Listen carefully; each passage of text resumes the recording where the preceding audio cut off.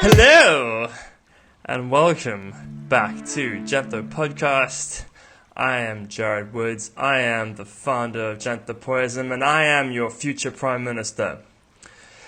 This episode is about Book 2, and I really suggest that you listen to episodes 1 and 2 about Book 0 and 1 first, because it's just going to get more and more confusing for you if you don't do that. Setting the groundwork here, people. So, yeah, but if you don't, you don't. But we're going to move forward because it's just about time, and this is a hefty one. So, just to give a basic overview of this, Book 2 is about the internal universe. That is what it sounds like. Book 1 was about the external universe. That's when we concentrated on the infinities of the universal energy extending up forever, addressing the what is God and what happens when we die and all those kinds of real hypothetical questions that are interesting mental wankery, but ultimately completely useless in a practical sense. But each book, you'll notice, kind of draws closer and closer to your life and becomes more beneficial. And this is proven here, Book 2, The Internal Universe, which is all about you. It's the internal universe as viewed as another infinite type of concept, in the way that your mental state, with all the different combinations of chemicals and memories and thoughts and experiences, are really infinite as the universe. And as well as if you look at yourself on a molecular level, you can continue to break it down again for infinity. Seems to be the logical theory there. So it's your own little piece of the universe. It's kind of what you're in control of, and what you have to witness as you go along with your life that you've been blessed with. So we're going to be looking at that, which is great because it's all about you and how what's more important than you to yourself. So let's give this a go. Chapter 2.1, Calculating How Special You Are from 1 to 10. So, but just to kind of reiterate, so what we've been discussing is about how the universe is as a collective, singular organism thing. Like it's a one being, every component together functions, just like every atom in your body functions to make you. Every human functions to make the species, and we are a smaller part of the ecosystem, makes up the world, makes up the solar system, and you can continue going up or down in any which way. But in this sort of concept, you fall in the middle somewhere, and the whole point of this universal energy, as we've discussed, is to evolve. And how it does that is by encouraging conflict to everything, to every atom, but also to every creature, but to every planet. And it does that in order to rectify the conflict and achieve harmony. This was a huge part of what Book 1 was about. So there's everything that exists is on the cutting edge of evolution. Evolution continues to move forward, so everything that's existing right now has kind of made the cut, and we're here now on the forefront. And as time moves on, we move with it because we are part of this evolution. And then when you die, that's when you're no longer on the cutting edge of this evolution. So one of the things that we look at in Janthopodism is that the universal energy is initiating questions. Is another word for conflict. It's like, here's a question: what happens when I smack this with this, bang these two things together? And then a result comes. It's like, oh well, either the one thing adapts to change or it gets destroyed by the conflict. and then an answer is revealed. And in that procedure, with the harmony, things have changed, and it's the change and the constant change and change and change, which is evolution. So the point of what I'm getting to is that every single being, every single event, every single object is a part of this universe, the universal energy. We are extensions of it, we are manifestations of it, and we are here to learn and contribute. Now, on that level, it's important to note that every single part of it was intentional and was here to answer questions specifically designed for them. There were questions that needed to be answered, and in that need came situations or individuals to answer those questions. And every question is important. So there's often, so when you look at people, you look at individuals, there's people that you would say, wow, that was really a person that made a difference. If you look at someone like Jesus, or you look at someone like Hitler, or you look at anyone, Mother Teresa, or you look at fucking Kurt Cobain, or it doesn't matter who it is, or you look at the junkie on the side of the road who overdosed, or you look at a child that was born with cancer and dies very quickly afterwards. From our perspective, very limited perspective, we tend to look at like someone like Jesus and then look at like a junkie, and we say, well, we can see which one was more important. But that's actually not the case, because every single even every single atom is here to fulfill a purpose of just evolving and providing data for the universal energy to take on board and use to go further. And all of that is as important as the next bit, because it's all the same thing. It's not a separated. We tend to separate each other based on our mental views, but when you do view a pantheistic collective universe, it's all this. It's all even down to an atomic level, the same substance, and these experiences are all adding to benefit the evolution. And you don't even know. I mean, what exactly? It could even be that junkie dying in the street could have provided such an important answer that will benefit, in theory, we're just going wild here, in theory, on a different planet, there could be real important information that was uncovered from that moment, we don't know. So, but the whole point is, and what's needed to be understood here, is that certain individuals require a larger audience. That's because that's what the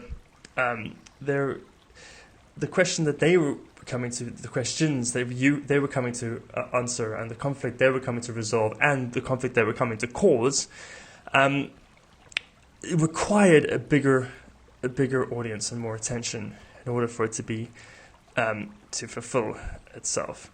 And so then we tend to look at people like that and go, oh my gosh, well, obviously, Jesus was massively important, or Elvis was a much more important person than I am. But it's not true.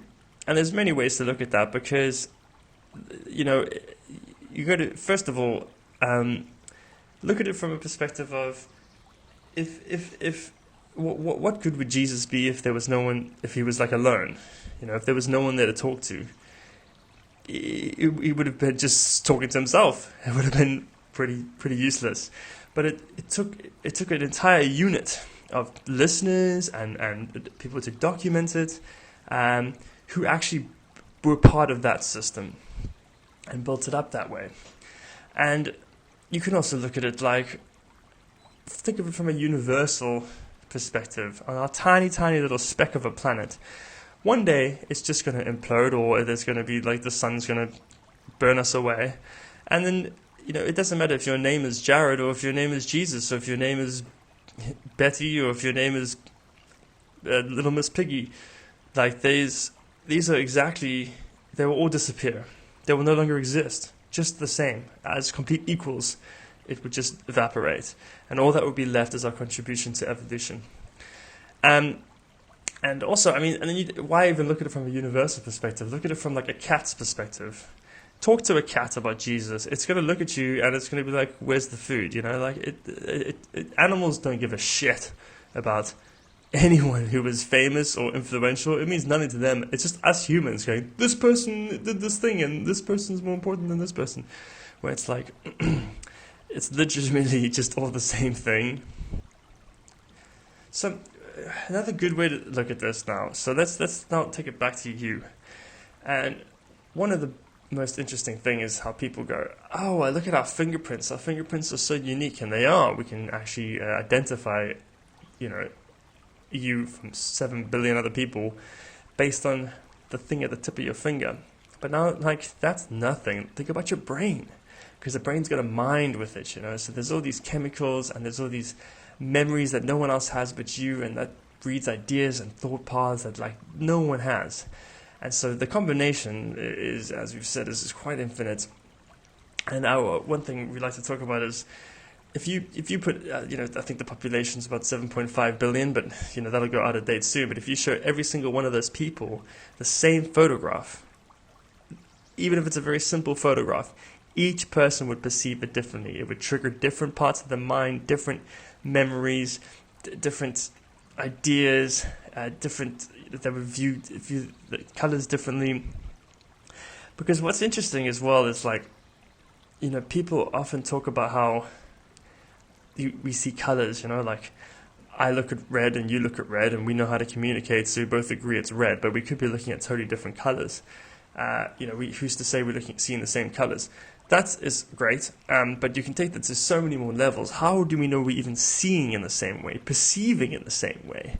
If we had to actually swap perceptions, two people, you might not even know what it was you were perceiving. You might actually be unable to recognize it, even from a level of sight. It would be a whole new sense you haven't discovered, because our brains have developed independently of each other. Of course, it's a theory, but we still know, even on a provable basis, that two people will walk into a bookstore and they will see completely different books because they're tuned themselves into that. So the point is that every single brain is functioning on a completely different plane, and so when you look at that from that perspective, and a perspective of contributing to an evolutionary database, it becomes quite comforting to know that no matter what you do, even if you sat in a room for the rest of your life and stared at a wall, you would still be contributing data that is unparalleled in history and in current time, because it would be so unique to you that no one else even has the capability to perceive staring at that blank wall like you did. So whatever you do, it is fresh data, and you are forever contributing to the evolution of everything. So there you go. So that's nice. So that's the point. So how special are you from 1 to 10? You are 10. Every single person is 10. It's a beautiful, beautiful thing. Chapter 2.2, Your Brain Has Failed You. Now, this is a big part of Janthopodism. When we talk about how we have this electricity inside of us, which has many, many names: soul, spirit, or Atman in Hinduism, or Chi in Taoism, or vitalism, or mana is oceanic mythology, and Vijnana, I think that's how you say it in Buddhism. But anyway, these are, we all know what that is. It's that electricity, that life, the life feeling that we've discussed before, the stuff that keeps you healing, the stuff that keeps your hair growing, the stuff that keeps you evolving, and the thing that separates a dead person from a live person. That is your slice of the universal energy. It's inside of you. We're all part of this thing. It's all one thing, but you have your own little bit. and that's your bit that is with you and is forced to endure your life with you. We talk about that being your true self. This is not something that we've made up. This is something that's discussed almost by every single religious has this kind of concept of like how you should identify yourself on a more spiritual basis.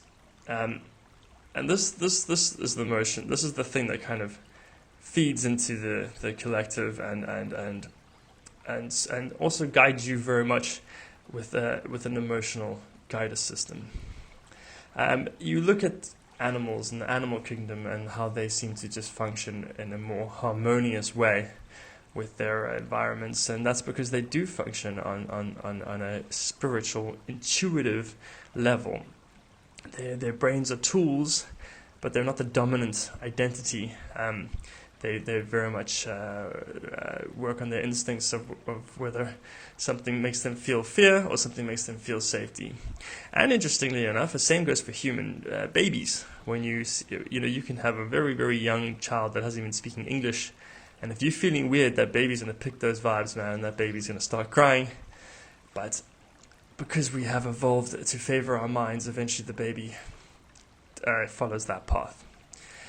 What's important to note about the brain is that think about your heart, right? So there's this organ, and its entire point is to keep you alive, like all your organs, and it gets powered by this electricity, and it beats.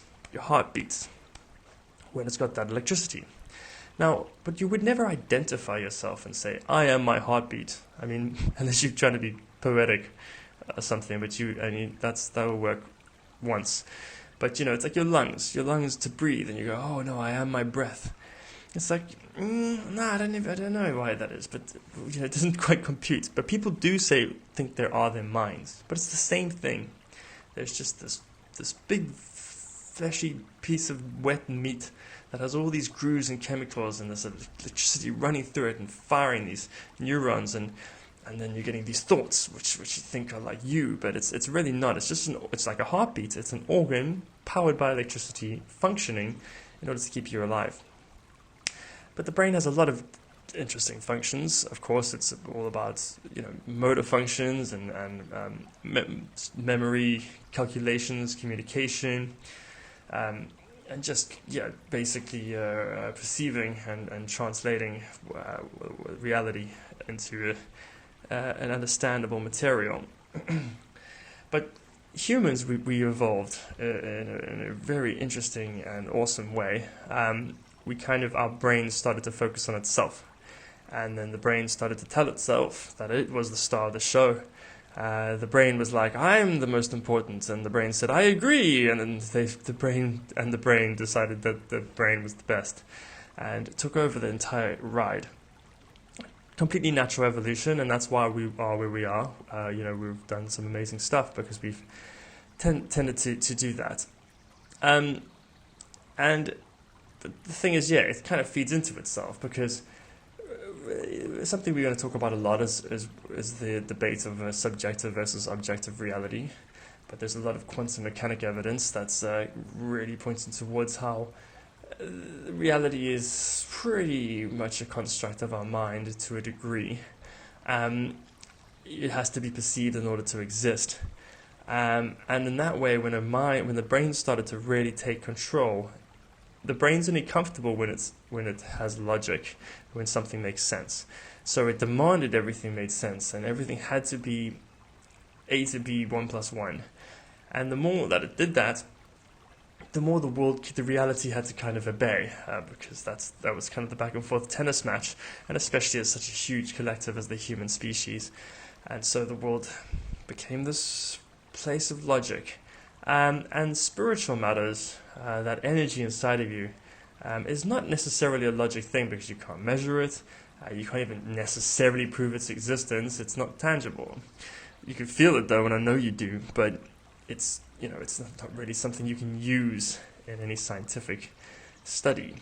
So because of this, it's fallen out of favor, and we've kind of started to not really look at our intuition, which is sad, because it does seem thousands of years ago that people were really following their instincts more and really collaborating with the cosmos. And religion really, the essence of religion, if you take away the organization part of it and priests and these kind of strict rules, but you just look at religion from a perspective of trying to understand the cosmos and people trying to teach ways to pray and manifest and just find some kind of a spiritual place of comfort. It really was beautiful. And I think there was probably this golden era where and maybe it was kind of, I don't know what to say, probably around the Hinduism times, Vedic scriptures, where the brain and the spirit were 50-50, and people were kind of really contemplating stuff and contemplating the universe, but at the same time still running on an intuition kind of basis. But unfortunately that's gone, and our brains have completely dominated the field, and we tend to make decisions based on previous and conditioned reactions. We weigh up pros and cons and then make decisions on what we believe is correct, completely based on previous experiences, which are saved in memories, and even those memories are unreliable, which has been proven time and time again. The Mandela effect, flashbulb memories are both phenomenons that kind of indicate that, and you can know when two people tell the same story about the same events, their accounts differ, even if they were standing next to each other, because their brains saved it differently and their perceptions were different. So, you can't trust the brain at all, is what I'm trying to say here. And also the worst thing is that your brain is saying you can trust the brain, and your brain's like, yeah, I can trust the brain, and it's like your brain's talking to itself, mate. Be so aware of how weird that is. I'll go on about that time and time again. Your brain and your brain are convincing your brain. Be careful. But then also, some people go, no, I am my brain, and then you identify with your brain, and you go, yes, this is my personality, this is who I am. And then it's like, well, imagine you fall down the stairs and you hit your head really hard, suddenly you're a different person. This has happened to people. People have gotten brain tumors, and their entire personality changed. And it's like, well, that's like a very, very fragile system of to identify yourself with, is it not? We all change. You're just one traumatic incident away from completely the chemicals completely shifting. It's we're looking for a more permanent thing here, and the answer is the energy that we're talking about. Because what the brain should be used for, and what Janthopodism is really pushing for, and going to try to push for more, is that there's a communication going on between the universal energy and your internal energy. And it's sending you messages. Well, your internal energy is sending your brain messages based on what it needs to do in order to align itself with the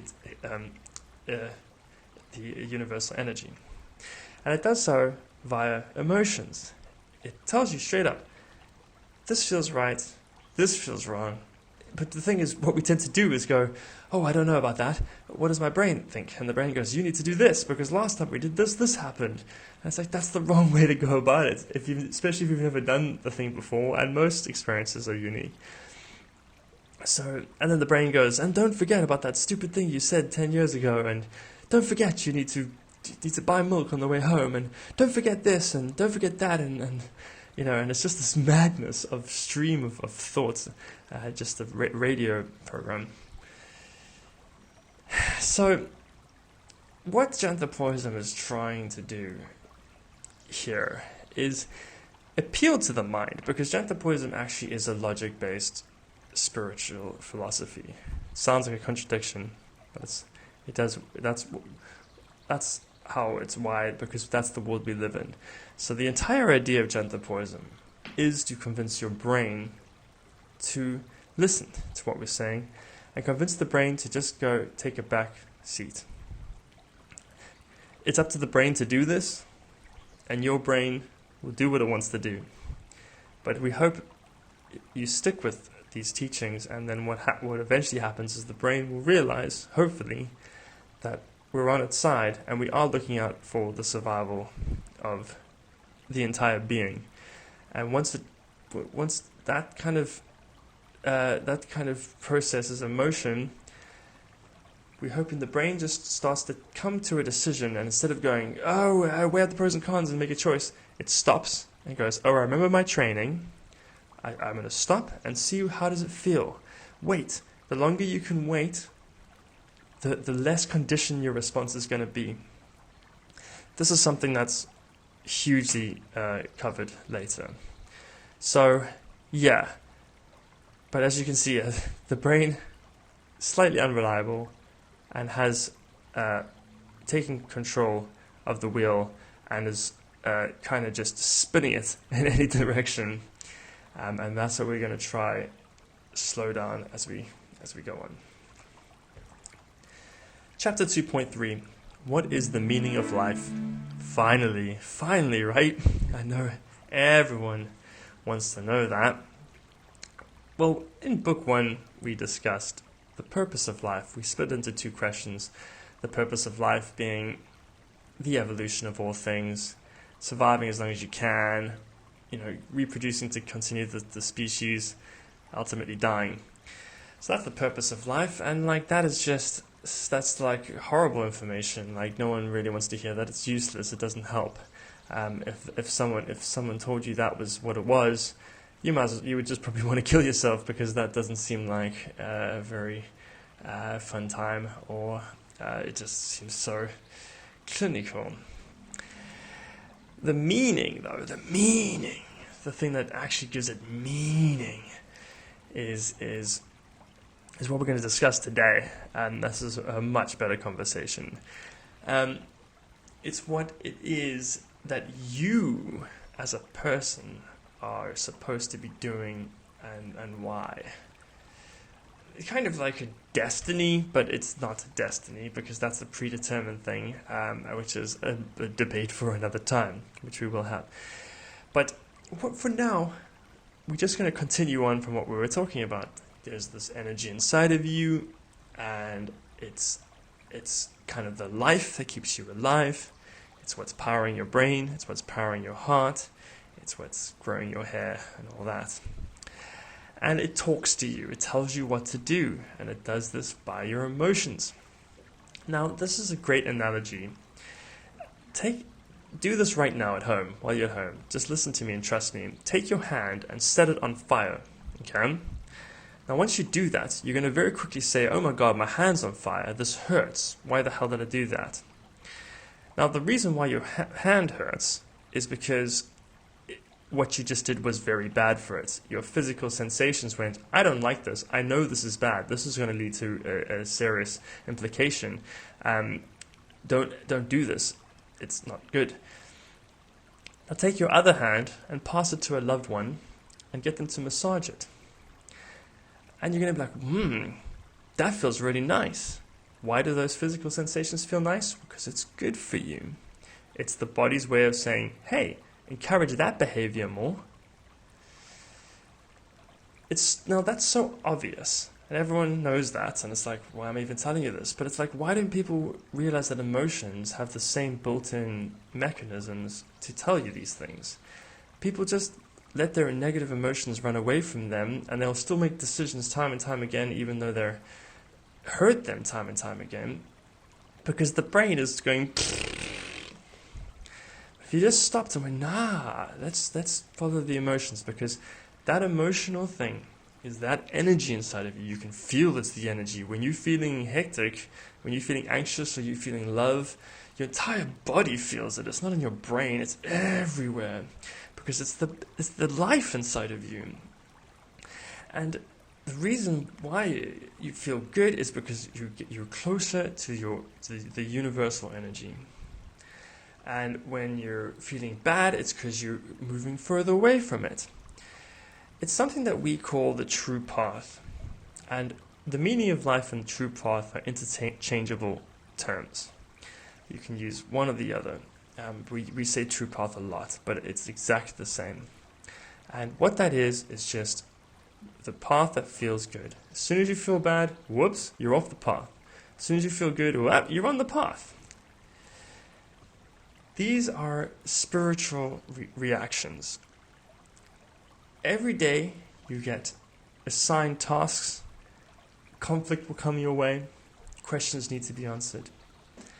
And you need to focus on whichever decision you make needs to be following the path that makes you the most happy, feeling the most positive emotion. This will be different from person to person. That's the best thing about it. That's how it shows everything gets done. And something that we talk about a lot, especially in a true path sense, is that the more you can get onto your true path, the faster it kind of goes. That's because you're now contributing to the universal energy in a way that's so specific to you, your special mind that's unique beyond the uniqueness of anyone, is now providing data that's so fresh because it's only you that could do that, and it's doing the exact thing that it's supposed to be doing. And that's when life just starts going pew, because what it seems, and this is kind of a theory, but it's a Janthopodism kind of staple, is that the universal energy is now on your side. You're both collaborating, and so it's like, now we're going to get you moving faster, and the conflict that you will get will be more interesting, what we call higher grade conflict, higher quality conflict. It's conflict that's designed just for you. It's questions that are very specific that only you could answer. And what's more, they're so on your true path that you would love to answer them. You start getting conflict that's like stuff that's like pretty complex, and most people would crumble. But because you're on this high-speed mission and it's perfectly in tune with who you are, you're going to solve this question. It's like, because you got to understand, there's so many combinations of components that make up a brain, and the world that we live in, especially now, and it continues to grow in this way, is just becoming more and more intricate, and more possibilities. And because of that, I guarantee you this now, there's something that you are best at than anyone else in the world, and what's more, it's something that you will love so much more than anyone else in the world. And even better, it'll be something that when you do it, actually benefits not only you but other people and fills a gap in society. And in some kind of a summary way, that's what the true path is. Now, most people won't ever discover what that thing is, because it's going to be very precise. I don't know if anyone, in theory, it would be quite impossible to get it 100%. But by following the feeling, especially the emotion of passion, if something fires up a passion, feeling, emotion in you, that's the meaning of your life. Go follow that feeling, and the more you can get on that path, the easier it'll be to get on that path, and the more you will find ways to really speed that up.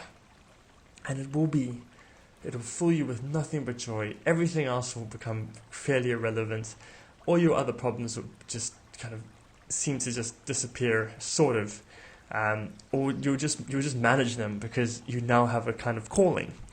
And you'll love it every day, and every conflict, you'll just mow through it, and you will end up, and other people will benefit from it too. And it just kind of gets to this point where you realize that life with a capital L, it's bigger than you, and your own life, it's bigger than you. It's bigger than your brain with its insecurities and its questions and just silly confusions and conditioned responses. There's something about you that's way bigger than that, and when you fall into that groove and you start just really going with it, it does become like that these other things are just so irrelevant, and nothing will you just know, it'll be a certainty, and no one could discourage you, and no one could break your attention, and anything that tried to slow you down would actually just speed you up. That's how you know you're on the true path. And yeah, it's just as simple as following the good feelings until you fall into that downward stream of passion, and then just going. And that, in theory, is how you never die. Because if you could truly, truly, continuously feed nothing but fresh, amazing data into the external universe, then why would it ever kill you? Now that, of course, is completely unprovable, and if anything, there's evidence to the contrary. But interesting enough, Confucius believed that. Confucius was very much into the idea that he had a mission to do, and he knew that he would not die until it was done. He said, no, God will not kill me until I've done this thing. And he actually did it. So, Confucius says. Chapter 2.4. Why did that horrible thing happen to me? This is kind of almost a repeat. Book 1 we had why do bad things happen? And so this is kind of that. But we're going to look at it more on a personal level. But I think what's just really meant, it's the conflict thing again. Conflict is part of the evolutionary design. It's an automated system. Conflict comes to ensure you don't stay stagnant. Your plans and your timeline will forever be interrupted by things, and you'll go, but these are actually good things that ensure that you're constantly growing. And also, I sort of believe that it's there to remind you who's boss. So, if nothing ever bad happened to you, you wouldn't mature as fast. You wouldn't grow. And if things only bad happen to you once every 10, 20 years, they could very possibly cripple you because you wouldn't be prepared. They would just slaughter you. So it is actually very beneficial that bad things happen to you all the time, routinely. You need to change your perception about what conflict is, what these horrible things are. This all sounds very fortune cookie chatter now, motivational sunsets. But it really is, unfortunately, as simple as, not as simple, but simple but not as easy as just changing your perspective on this. And every time something bad happens, you're going to get that moment of like, and then you just got to go, this is a blessing. How do I turn this into a blessing? Because first of all, one thing about when shit feels horrible, something goes wrong and you're like, that's that emotional response is telling you right away, I don't like this. We need to change into something that I do like. And the best thing about these negative vibes is that all you need to do is go, okay, so what is this telling me that I don't have? What is this telling me that I do need? Switch it immediately. Don't go, this thing went wrong. It's like, okay, no. Switch the perception. What do I need to do to make it right? And then it's like, I just need to do this thing. It becomes very obvious. Don't dwell in that place of lack. Go, okay, great, this has exposed something. What is it is exposed? How do I fill this hole? You're still in the same place, but just that simple shift of perspective, of a problem-solving mentality. You can really exploit these bad things to really advance your life, because as we said, all conflict does evolves you, for better or worse sometimes. But if you can start taking these hiccups as like, how can I actually exploit them? How can I capitalize on them? Can I write a book about it? Can I paint a painting about it? Can I even just reevaluate my morals because of it? These kind of things. If you look at every massive scientific breakthrough, every artistic movement or whatever, these all came from a desire or a place of lack or a place of need. And then that's where the best things happen, because that's how conflict works. Because conflict pushes for evolution better than anything. And and then also sometimes you try to do stuff and you think you're doing the right thing, and then something goes wrong and you quote unquote fail. Now failure is also one of these. Sorry for the fortune cookie quote here, but you only fail once you give up. And the way we look at that is it actually gives you like a key to unlock the next step. If you fail at something, now you know that doesn't work. Other people who haven't tried don't know that doesn't work yet. But because you now know that doesn't work, you have a key to unlock the next step. And maybe that next step won't work either. But the point is, you know those don't work. Those are still steps in the right direction. Anyone else that wants to take that path has to go through those failures themselves. And obviously there's a degree of luck involved. But the point is, the more of these keys you get, eventually you will unlock the thing. So it's just once again, it's just shifting perspective to going, oh, that didn't work how I wanted to do. Great. Now I know not to do that, and now I have new information. Like, okay, great. So what can I do? What can I try now that I know that? And the more you do that, and the more you kind of get into that mindset, it becomes less scary. Conflict becomes less scary. It becomes part of the game. Dead ends on your path are like, it's part of the game. Okay, it's a key. Okay, I got something. I didn't know that wouldn't work, and now I know that doesn't work. Great. Don't need to do that anymore. That's the thing. That's, if you can just get into that, that's when you start to play the game with the conflict, with the evolution. And yeah, it's just sad because people don't often see that. A lot of people, and I'm sure you know them, and maybe you're one of these people who falls into a cycle of perpetual victimization. Because what happens is you end up, when you feel pain and then you look for pain, you'll find pain, because reality works that way. It gives you what you look for. It's confirmation bias, and then you end up just having, why are my relationships all bad? They're all bad. They're all bad. They're all bad. And it's like, yeah, because that's what you actually kind of enforcing in your reality. Why am I always sick? Why do I have no money? It's because your thoughts are continuously looking for that, and not looking for a solution. They're sitting in this place until you just have this life that's just not really so much of a life.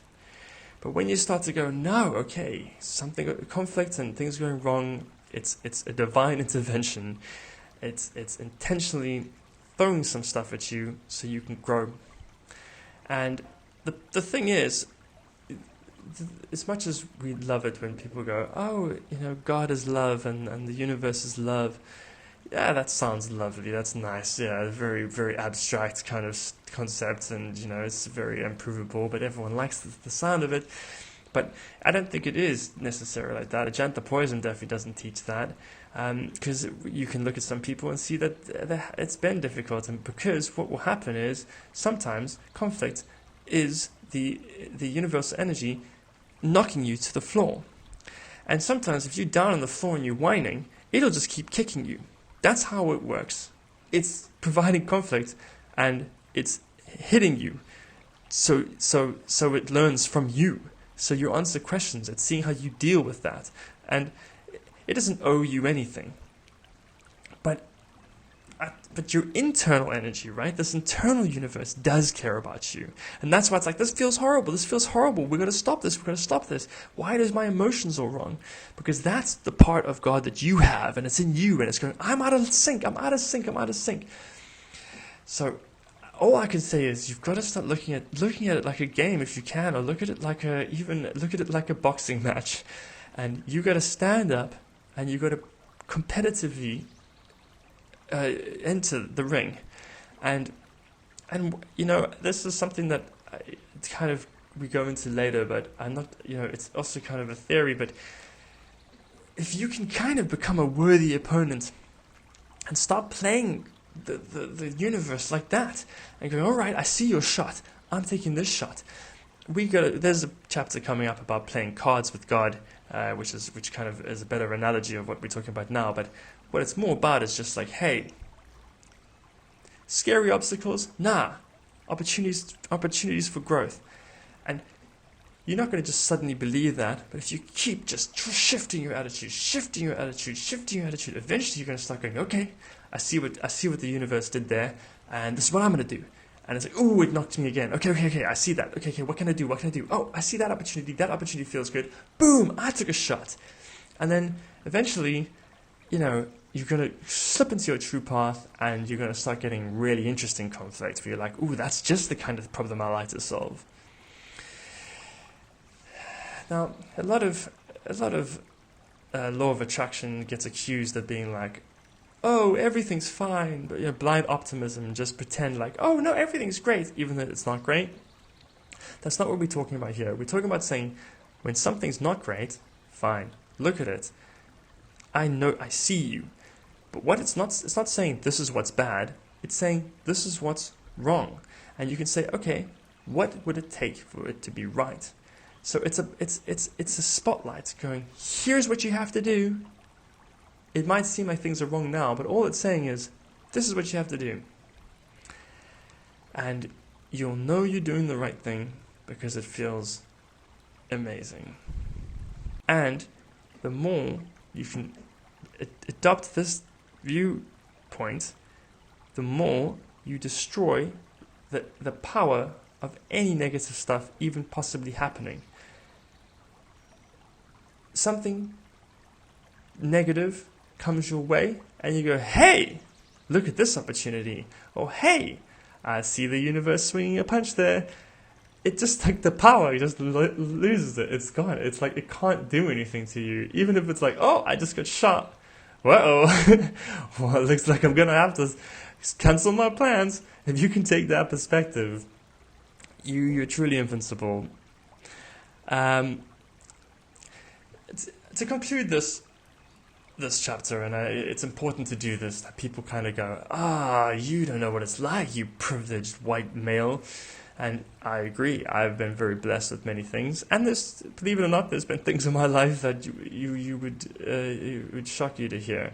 But the point is that there are people in this world that, when we see them, look like they're in a worse off position. Think about people born with disabilities, or people in immense poverty. Often, we tend to look at those types of people and go, those are terrible circumstances and they have it so hard. And that is true in certain categories. But what we have noticed is that people who often have these disadvantages actually have a better connection with what's important in life. Because, it's like someone with two legs doesn't think they have two legs. Someone who has one leg is probably very appreciative of that one leg, And then you find people who are in poverty generally have a lot of a deeper connection to community, or a bigger love for family, and definitely a huger understanding, a more in-depth, profound understanding of survival, and that brings them super connected into the actual universe. And then you do have people who were born with these circumstances that are incredibly difficult, and what they do is they've used that as a platform where they go, no, I'm not going to have this, and they've risen huge heights that maybe they wouldn't have if they were born into a family of more wealth, or into a body of more physical abilities. And that's if there's ever a demographic of people that Janthopodism worships itself, is that Janthopodism pretty much worships those people who take difficult circumstances and have used them as motivation to get out of it, and that is truly the masters of the universe. But then let's look at the flip side. Some people are born into massive wealth.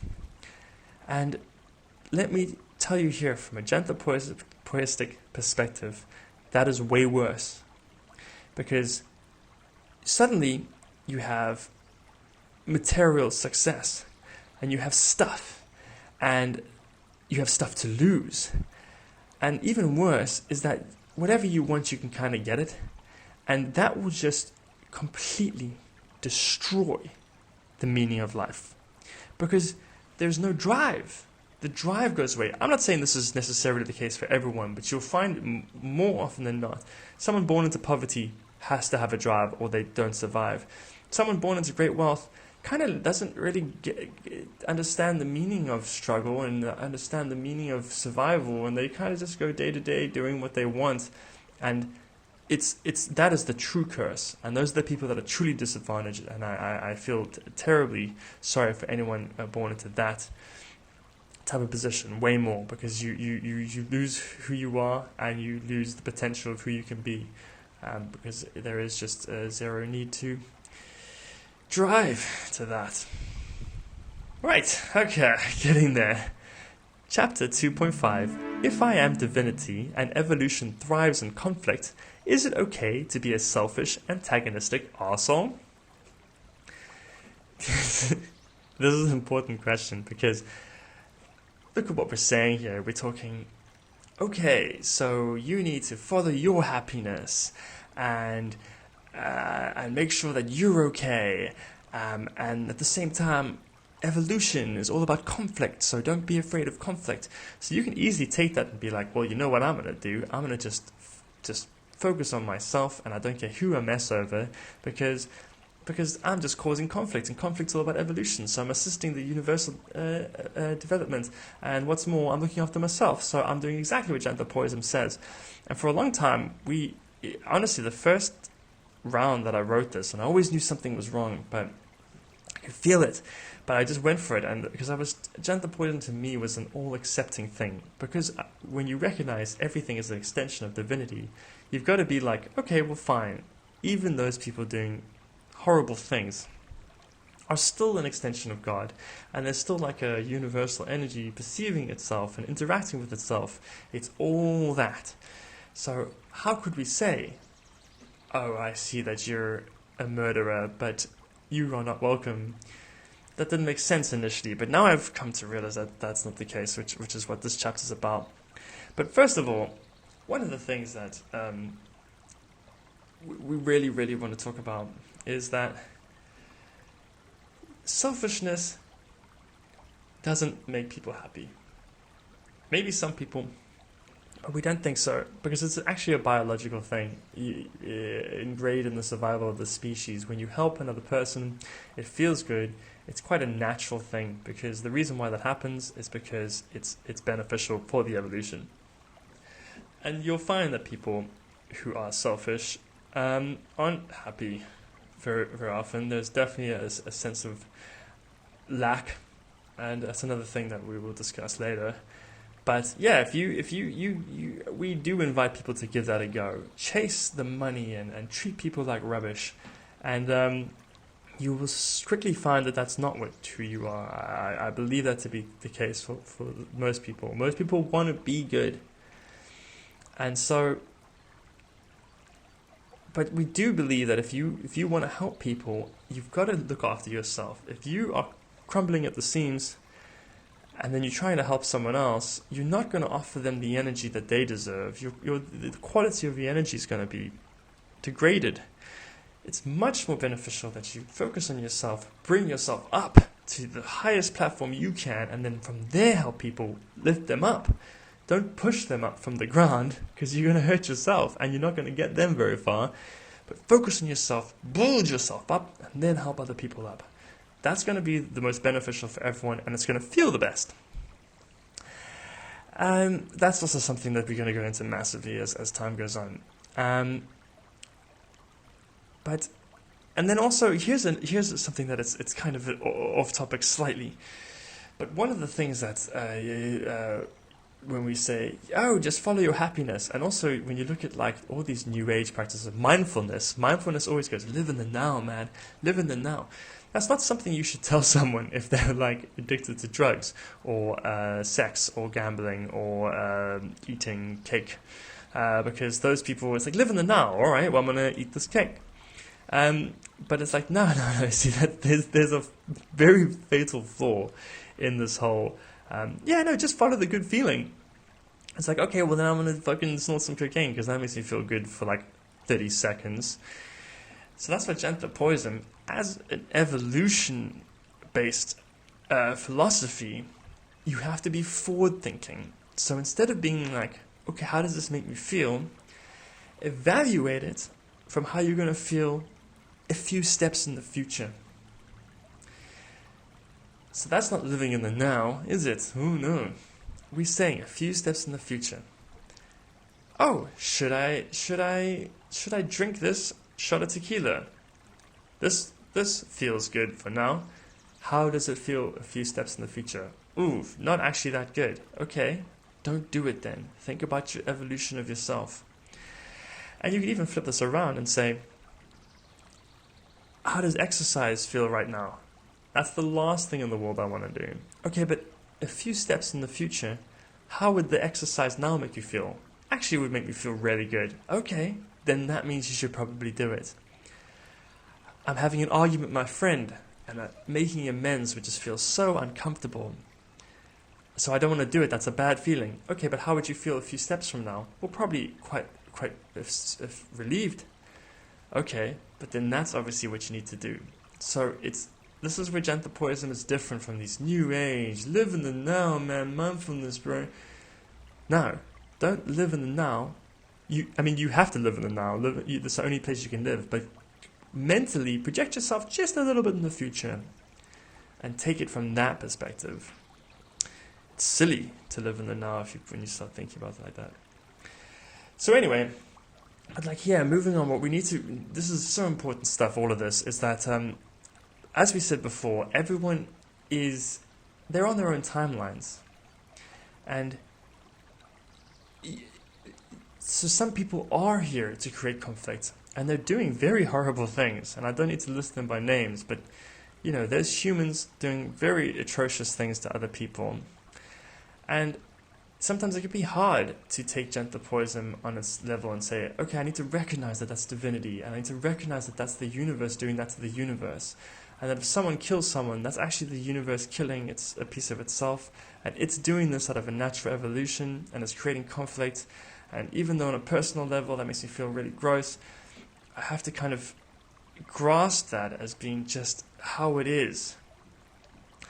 And that's difficult. And murder's obviously an extreme example, but you can do it with politics, and some people they're voting for the dude that you hate, and you're like, how is this happening? And you look at environmental issues, and you're like, no, that's obviously so wrong, and how can these people not see what's wrong? And then it can be hard to be like, it's all divinity. This is how it's meant to be. This is the natural evolution of things. And I've got to just respect that people are that actually is as justified as my path. So here's a process that we've come up with to help you feel more comfortable in this with your own self and stuff. So if you need to compare decade to decade to decade what has changed in certain conversations, and you can normally then see a trend that's being followed, especially when you look at the youth, because when you talk about evolution, no one is more important than the younger people, because they're the ones who have more to go. They are more the future than the older generations.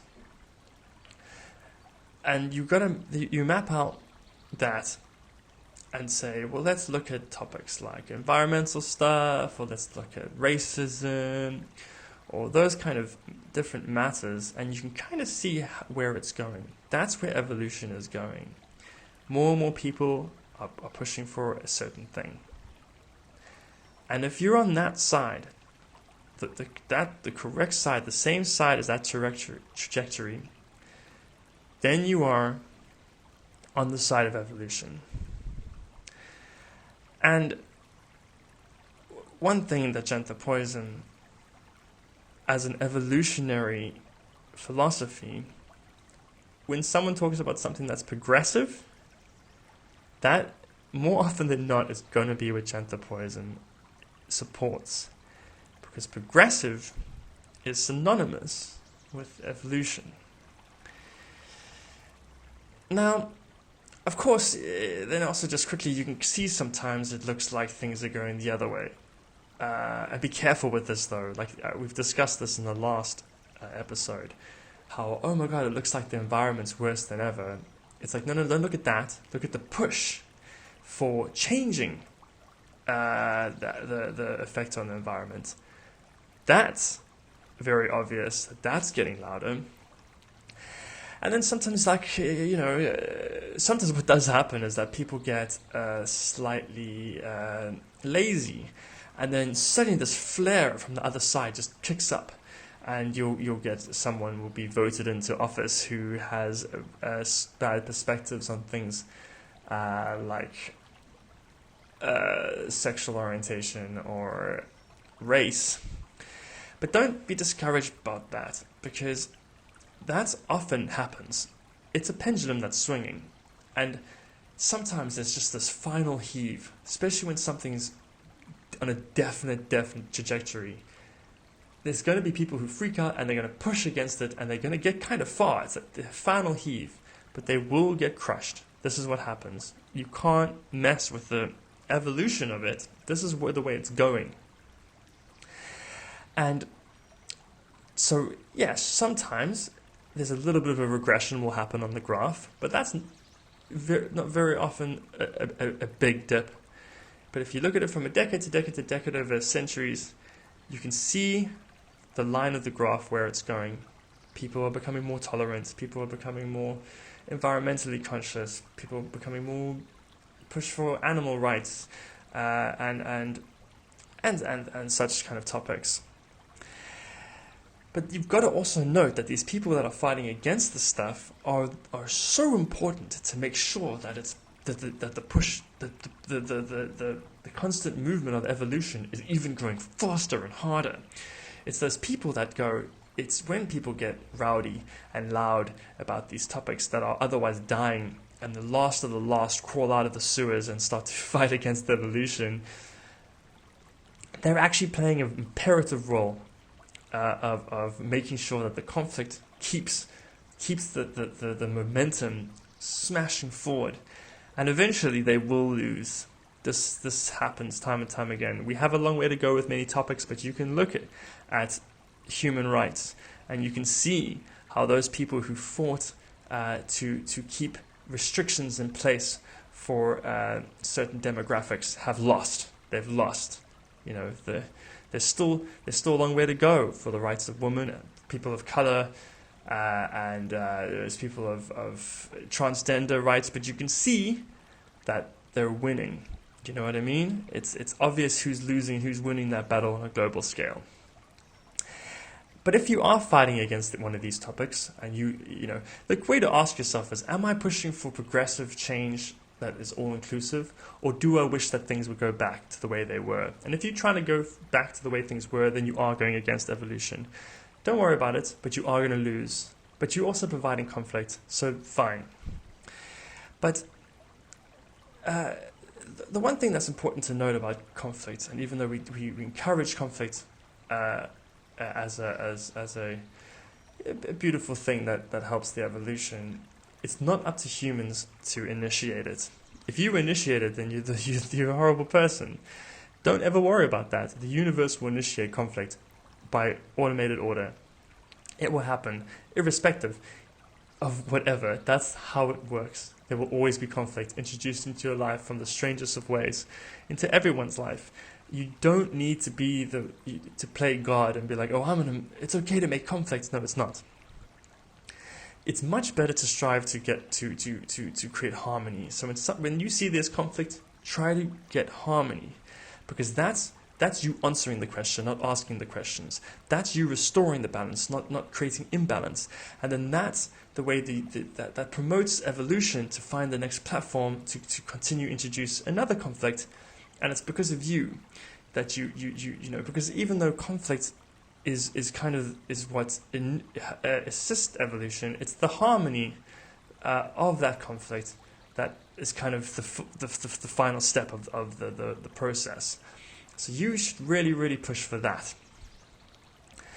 So So this is what we're trying to say to answer the question proposed at the beginning of this chapter. When you start to grasp Janthopodism and what it's actually saying, you are going to want to assist evolution in every way. That includes the assisting of the evolution of other people, other individuals, or other demographics of people. And a lot of that is about just letting them live, letting other people live, even when someone is causing conflict.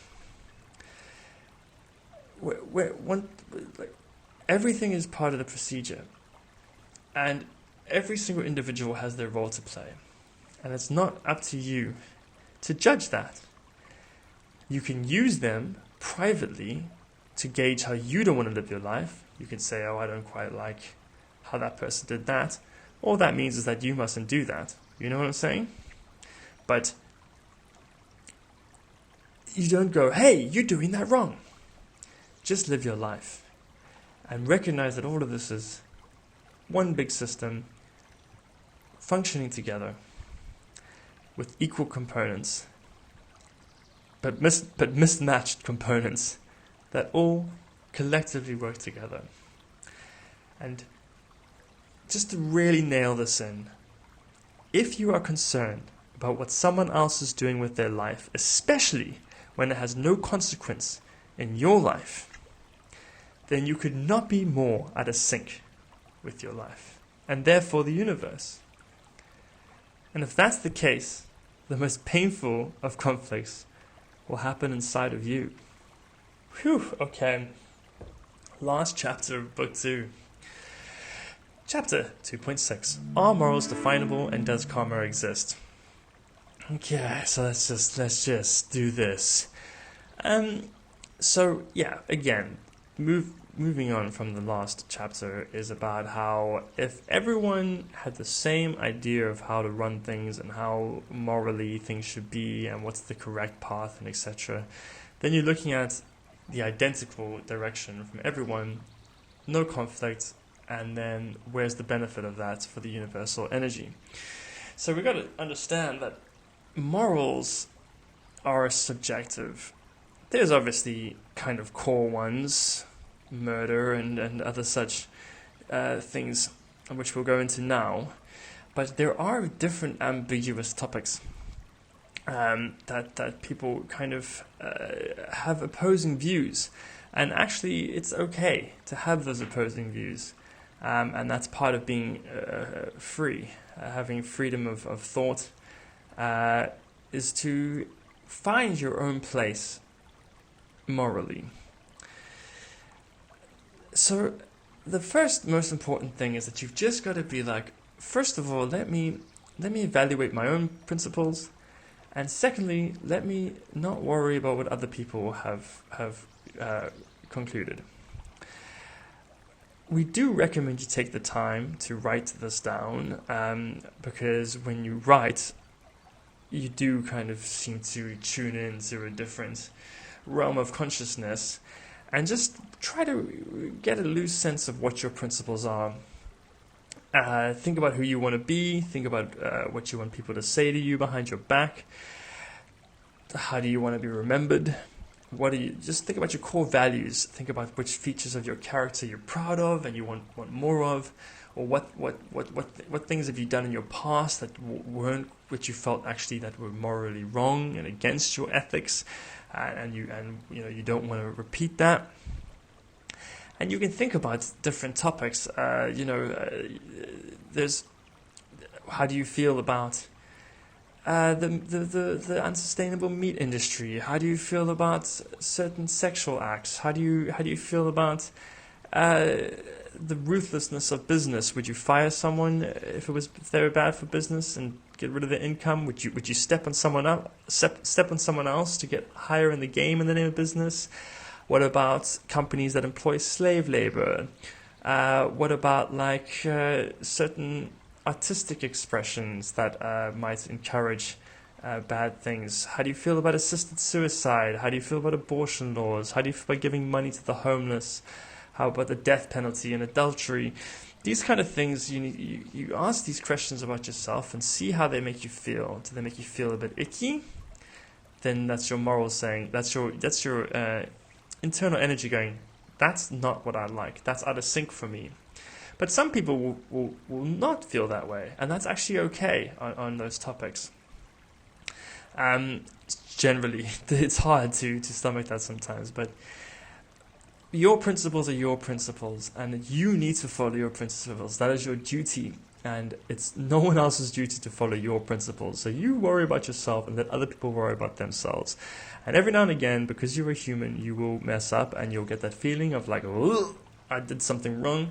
Then you just go back, reevaluate, and get more into your specific part of morals.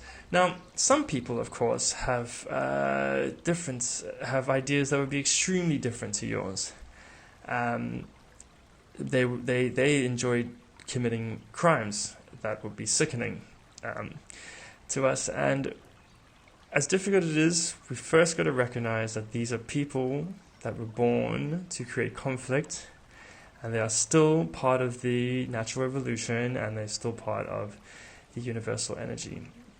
And also, rather focus on the people that are doing amazing work. There's some people out there that are really sacrificing themselves and helping other people, and unfortunately the news doesn't talk about them as much, but they exist in equal amounts. But these two seemingly completely different schools of thoughts are actually the same coin, because they're counterbalances. There needs to be both the things.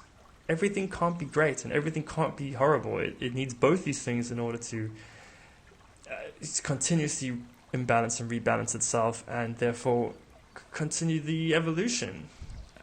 And it's the aggravation of conflict that is very beneficial to people coming leaps and bounds and discovering ways to help others. And that's where all these breakthroughs are coming through.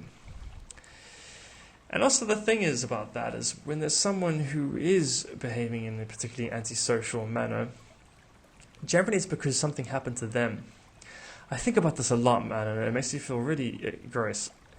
Think about a child that's been abused. And you look at this child, you go, you poor thing. You poor thing, this has happened to you, and it's just so unfair. And now their entire perception has just been so scrambled. And then they become an adult.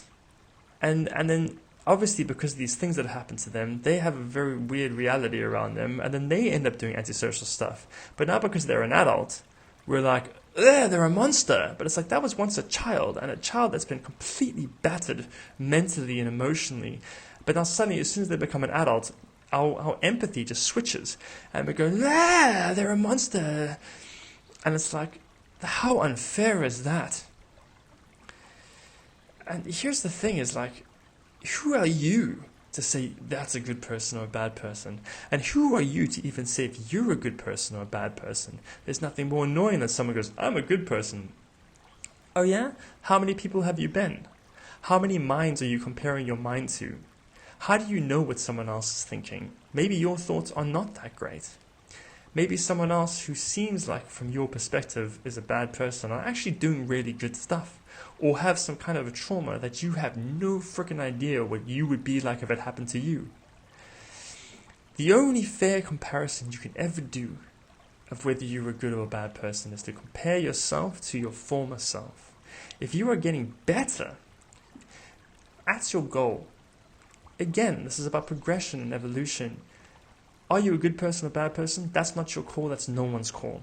But are you a better person than you were? That is the only question you should ask about yourself or anyone. But anyway, coming back to people who are now behaving in ways that are threats to society, we have evolved as a community to say these people cannot be in the company of others. And we remove them. We catch them and remove them. And because that's beneficial to the evolution of everyone. And that's it. But you don't be like, that's a monster. Thank God we got that bastard. It's like, no, this person had a brain that was just trying to do its best, based on its own malfunctioning, cross-wired, circumstances that beat itself to a pulp. and now it's completely malfunctioning, and it's just a brain, but they still have that Holy Spirit, and they're still an extension of divinity. So look at them with empathy and say, this person, shame. Their poor brains have really, really gone haywire there. And we need to get them away from other people, but we need to also do everything we can to rehabilitate them. I know that rehabilitation processes in prisons and other such institutes are not majority successful. But even if they are successful 0.001% of the time, we owe it to those people to give them that opportunity. You know, Janthopodism is pretty strict on that type of thing. It's not right to judge someone based on what their malfunctioning mind has done, and to sentence them in a way that completely eradicates all opportunities. Sometimes people can never be back into society because they're too much of a threat, but they should still be provided with the opportunity to grow. That's so important. Let them contribute to evolution in their own way, because they did, and they will. But so you take all that and then throw it away. Forget everything I just said, because you mustn't worry about this kind of stuff. If you're not facing a murderer, don't worry about murderers. Unless you are super into murderers and you're passionate about it, and maybe you want to be a lawyer or you want to write books about it. Hey, that's good. That's actually your true path. You feel that feeling. But otherwise, if you just go, ooh, murderers make me feel weird. Ooh, that guy on the TV made me feel strange. That's because you're not supposed to be looking at that. Don't worry about that. It does no good. You can focus on that and go, oh, that's reality. Nah, there's so much other stuff you could be looking at that's reality. And your internal energy is going, don't like it. So stop looking at it. Instead, focus on yourself and your morals and see where you fit in. And go, hey, I don't like murder, so I won't murder anyone. That's a great start. And develop these policies for yourself. And once you've done that, your brain will really start to click into it and start to recognize in reality when those things come up, and will be less likely to make mistakes. And here's the most important thing, is that once you've established your morals and you're making decisions from that base, from a true heart, and knowing that you taking from your true self, it doesn't matter if the choice you made resulted in undesirable consequences, because you know that based on the information that you had and based on the principles that you've defined, you made a decision that was in tune with yourself. And now and then if something happened that was like, whoops, I didn't know that was going to happen, and then that happened, now I can make a better decision next time, and I can reevaluate this type of perception of moral decision making. But as long as you are making decisions true to thine own self, you never have to regret anything, no matter what happens. You can look back and be like, I know why I made that decision, and it came from the right place, and yes, it was wrong, but I didn't know any better, and now I do. Okay, so just quickly, we're going to go into karma, because it's so important. Karma is a fundamental, karma is everything. In almost every religion, you get punished for things, but especially on an Eastern plane of religious thought. So how does Janthopodism feel about karma? Does karma exist? And the answer is, it does. But it's different than, according to Janthopodism, than people believe. Karma is the result, it's the product of when you've moved closer or further away from these morals that you've defined. So if you continuously doing stuff that you know is wrong, that's you going away from your true path constantly, and you're going to feel guilty, and you're going to feel like a bad person, and because this is how reality works, it's reflecting you. So, and you're perceiving it, and you're looking for confirmation of these things, and you're going to find it, irrespective of what it is. So if you're going, oh, I did a horrible thing, I deserve to be punished, the reality is going to respond and punish you. So that's kind of how karma works. It's about you manifesting your own karma. Now, following that theory, you could actually be a really horrible person, and you could do very horrible stuff. But if you felt no guilt and felt no remorse, then you actually wouldn't get punished by karma. I challenge you to look at many figures in history to understand what I'm saying. Many people in power have been quite horrible, and nothing really came of that. I think about Jimmy Savile sometimes, and Jimmy Savile is probably the ultimate proof that karma doesn't exist, because that guy got away with everything. Because I don't think he felt a sliver of remorse in himself. I don't think he thought he was doing the right thing, and he was following his true path. So nothing happened to him. So, but the point is just to keep if you don't want any bad karma, stick to what you have developed as your core morals, and you will be fine.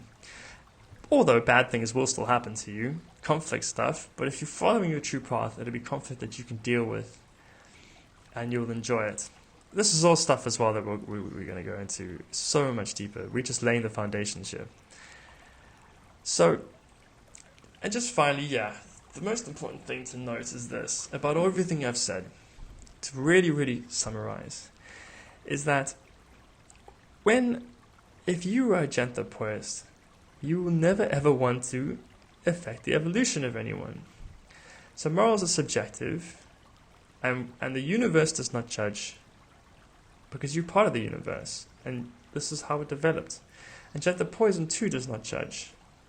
We see everything as divinity. But to be a Janthopodcast is to accept the evolution of all things as being the purpose of the universe, and that is why you can't reasonably refer to yourself as a Janthopodcast if you are doing stuff that negatively affects other people or the environment or whatever, and you feel no determination to improve who you are. You can't say you're a Janthopodcast if you're messing up other people's lives. Yeah, and that's it. I skipped a lot of stuff, but I mean, look how long this is. Oh man, there's so much more scripture coming up. I'm really enjoying this though. It's good for me, and I'm actually picking up more stuff as I go. So these articles are continuously evolving too, just like the universe. But thank you so much for spending time with me. I'm in Athens right now, living the dream. The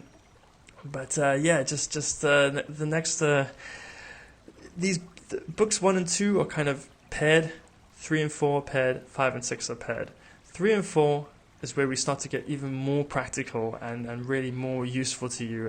They're about what we call the bridge of offerings and the bridge of receivings, which is where now we've discussed the external universe and we've discussed your internal universe, you in the bigger picture, and now we talk about how these things communicate, how information is coming inside of you and how you are letting information out, and how to really maximize those two things, how to take control of the stuff going in and how to really maximize the stuff that's going out, or even minimize in some cases might be better.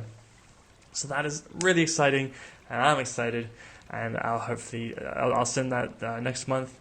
But just have a wonderful time, and I love you all in a platonic type of way, and thank you for coming to my Jared Talk.